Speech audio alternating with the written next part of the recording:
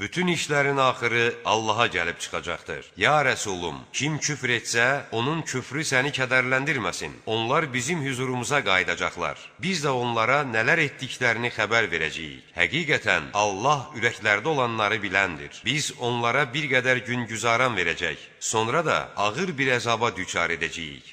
Həqiqətən, əgər sən müşriklərdən göyləri və yeri kim yaratmışdır deyə soruşsan, onlar mütləq Allah deyə cavab verəcəklər. De, həmd olsun Allaha, lakin onların əksəriyyəti bilməz. Göylərdə və yerdə nə varsa Allahındır.